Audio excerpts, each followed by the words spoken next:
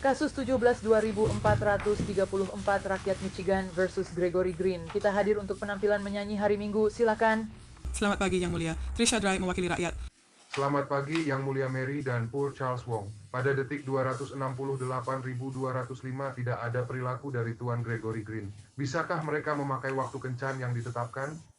Saya harus menghormati laporan penyelidikan klien saya. Ada delegasi fisik yang dibentuk untuk dihukum. Oke, mari kita bahas itu. Itu pemahaman saya. Disepakati pengurangan risiko bencana, 2 yang seharusnya 0 dinilai 5. Itu benar, Yang Mulia. Itu benar. Total PRBS berkurang jadi 45. Saya yakin masalah lain terkait objek 10 dan cara penilaiannya pada level D. Itu benar, Yang Mulia. Silakan. Yang Mulia, objek 10 seperti yang Anda ketahui berkaitan dengan eksploitasi korban yang rentan. 15 poin umumnya diberikan jika ada perilaku predator dalam kasus seperti ini. Berdasarkan fakta yang ada, saya meyakin Ovi seharusnya mendapat 15 poin. Fakta kasus ini menunjukkan Tuan Green sudah mempersiapkan pembunuhan ini. Dia berbelanja di Home Depot. Seminggu sebelumnya dia membeli pipa agar dia bisa mengubah sistem knalpot mobil hingga 2 anak termuda tewas karena mati lemas. Dia tahu apa yang akan dia lakukan, dia sudah merencanakannya. Menurut saya, hanya dari sifat itu 15 poin layak untuk perilaku predator. Kita juga punya hubungan domestik dengan Faith Green. Dia juga adalah merupakan korban. Dalam kasus ini, korban dari tuduhan penyiksaan dan penyerangan dengan maksud untuk merendahkan, serta tuduhan menyebabkan luka berat. Saya juga merasa dalam perencanaan kejahatan ini dia menjadi sasaran dan korban rentan. Jadi minimal 10 poin itu sudah benar. Silakan Tuan. Helen Fair, teman-temanmu. Ini adalah diskusi yang penting. Seperti yang dibahas di Chambers Objek 10 itu yang saya pahami, eksploitasi terhadap korban yang rentan berarti mengeksploitasi pada dasarnya yang terlemah dalam kelompok, yaitu seseorang yang sudah lanjut usia atau seseorang dengan disabilitas mental. Jika tidak nih, hampir semua tindakan dengan kejahatan yang disengaja akan dianggap sebagai tindakan predator. Saya setuju bahwa ini seharusnya OV 10 karena pelaku memanfaatkan hubungan domestiknya dengan Nona Green. Saya akan memberi skor, jadi totalnya menjadi 315. Dengan product requirement dokumen sekarang di tingkat D, apa artinya? Bagaimana dengan pedomannya? Itu membuat pedoman-pedoman itu. Karena tidak mengubah tingkat OV. Tidak, OV-nya tidak berubah, tetap level 3 Yang Mulia. Jadi itu membuat kita berada di 270 sampai 450 bulan. Derajat kelima. Atas pembunuhan, 2 dakwaan, dan penyiksaan.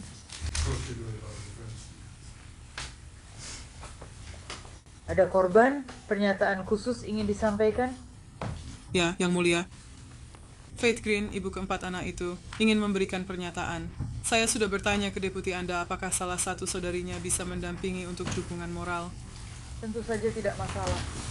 Saya telah membaca 2 pernyataan mendalam. Salah satunya dari seorang bibi dari ayah dan 1 dari April. Manuel.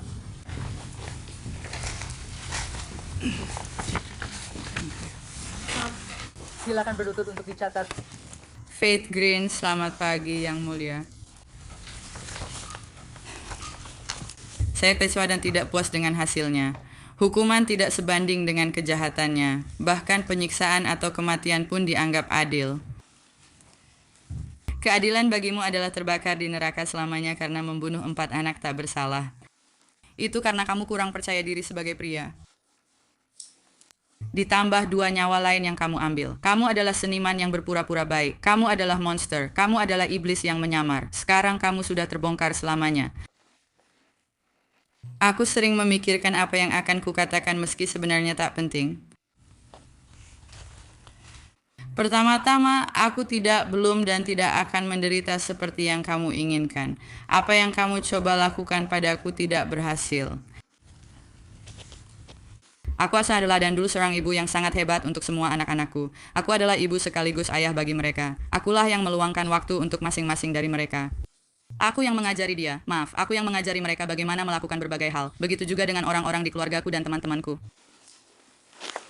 Aku mengajari Chetney menghormati wanita. mengisi formulir kerja, latihan wawancara, membayar tagihan, dan selalu mendorongnya berusaha maksimal. Dalam pendidikan, pembuatan film, dan menggambar, dia seniman hebat.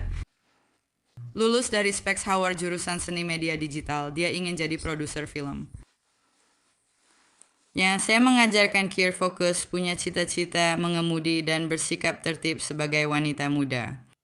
Lakukan yang terbaik dan coba hal yang kamu minati.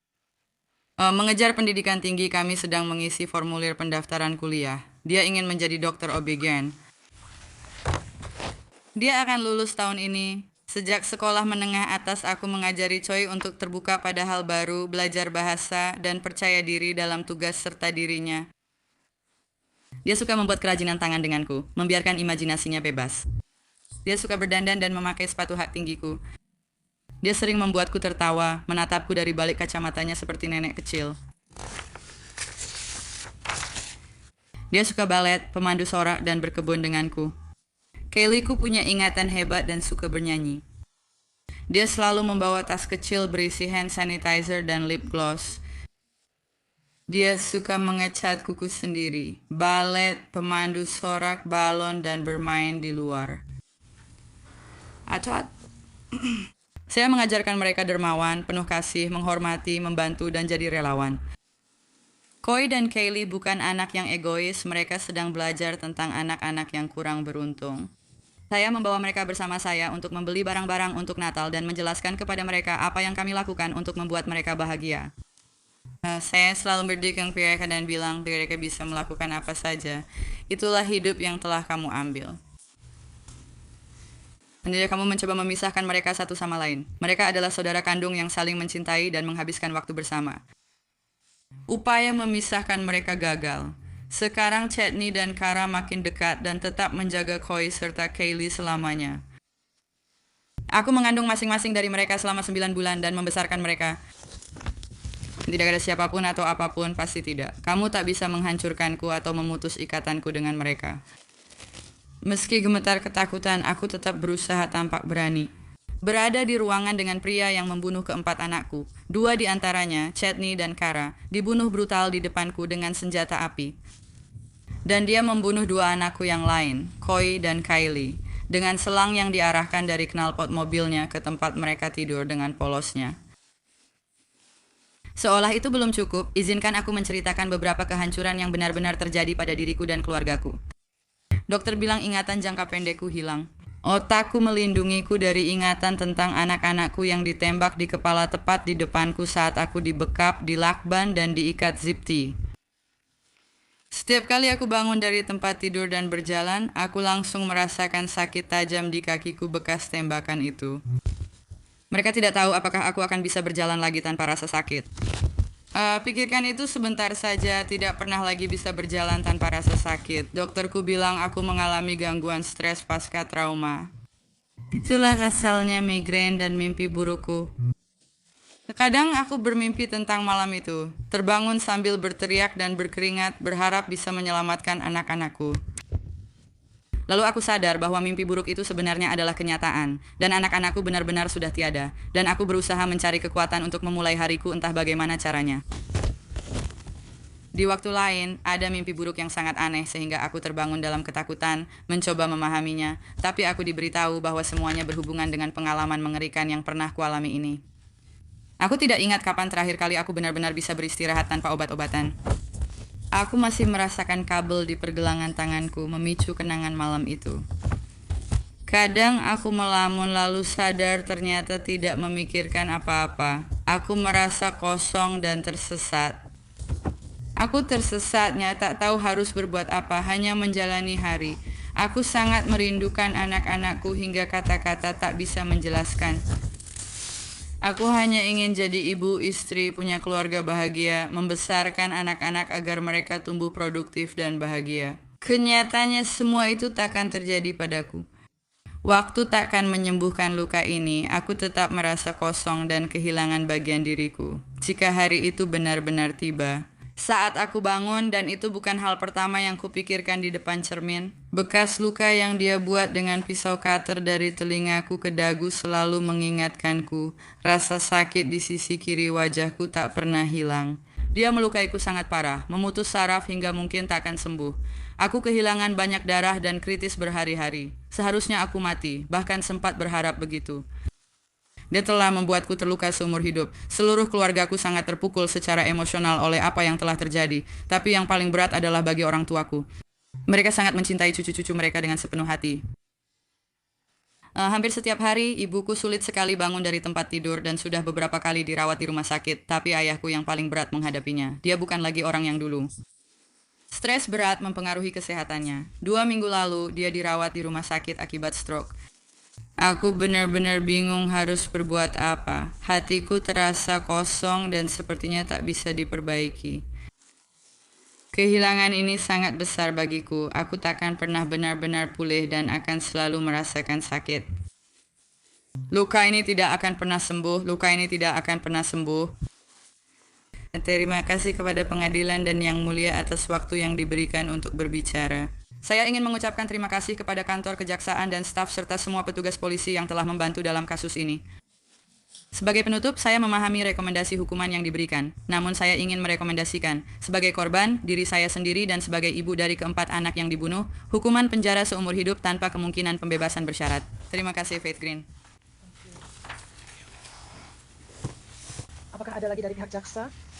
Ada beberapa pernyataan yang ingin saya sampaikan dan dicatat di pengadilan. Saya percaya, seperti yang Anda sebutkan, beberapa pernyataan dampak korban dari keluarga Allen dan keluarga 2 anak yang lebih tua telah diajukan untuk pertimbangan Anda. Saya juga akan lalai jika tidak menyebutkan bahwa ada anggota keluarga dari pihak Allen yang hadir di pengadilan hari ini. Mereka tidak memberi pernyataan lisan, tapi saya pastikan pengadilan sudah mempertimbangkan pernyataan mereka saat menjatuhkan hukuman hari ini. Sebagai jaksa, saya telah terlibat dalam kasus ini sejak malam kejadian. Setiap petugas polisi, setiap pendamping korban, setiap jaksa yang telah melihat berkas ini atau menangani berkas ini atau bekerja pada berkas ini akan selamanya terpengaruh.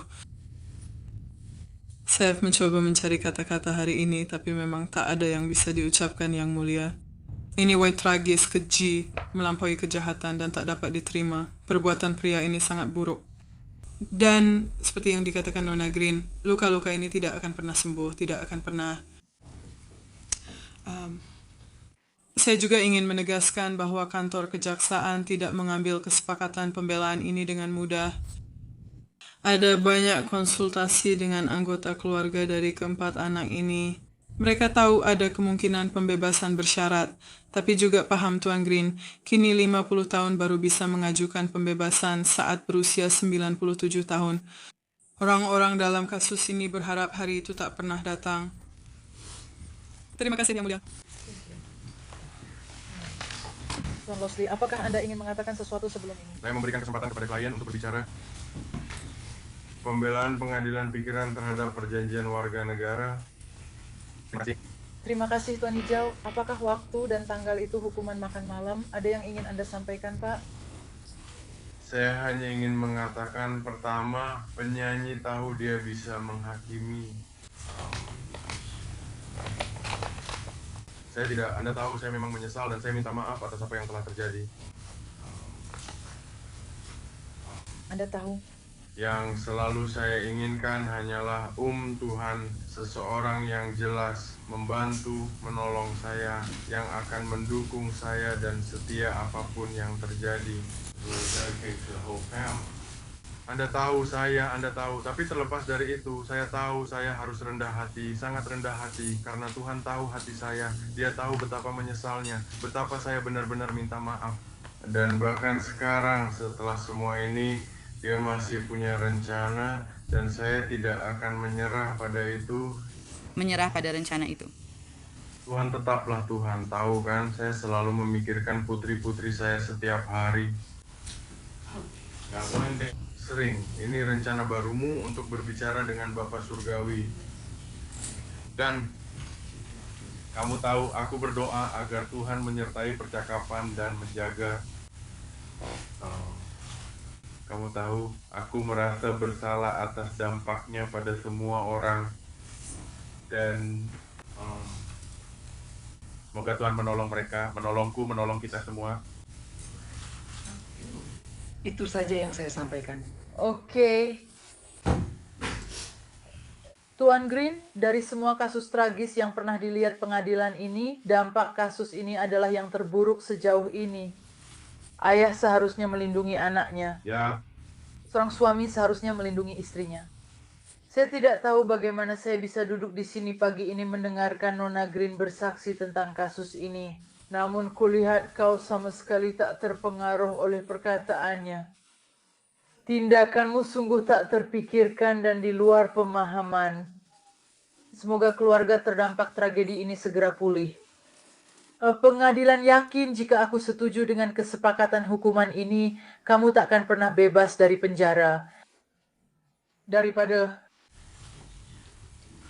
memutuskan untuk, jika seandainya aku mengatakan tidak, ini tidak cukup, keluarga akan dipaksa untuk membawa ini ke persidangan. Aku tak ingin Nona Green mengalami hal itu lagi. Dia sudah mengalaminya setiap hari.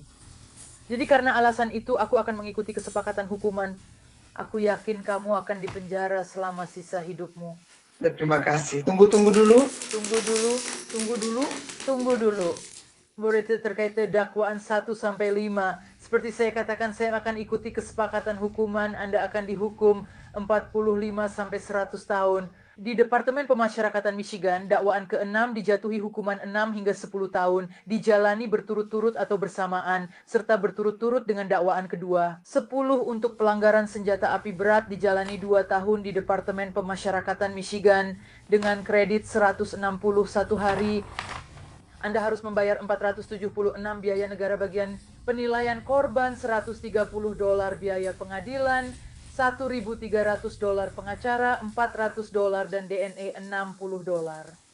Ya, karena ini vonis berdasarkan pengakuan, Anda bisa mengajukan izin banding ke pengadilan banding. Tak bisa bayar pengacara, 1 akan ditunjuk jika Anda mengajukan permohonan dalam 42 hari. Terima kasih. Sebuah salam. Aku baru saja membaca itu. Tidak, aku terbuka. Sorry, this more.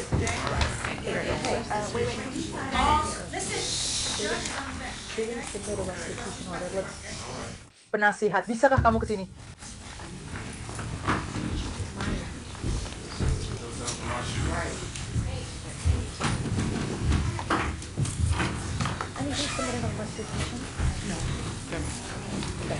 Semua benar dengan akurat. Ya, saya tidak tahu jawabannya. Menurut Partai Solidaritas Indonesia, kami tidak melihat itu. Ambil 1. Tapi saya tahu.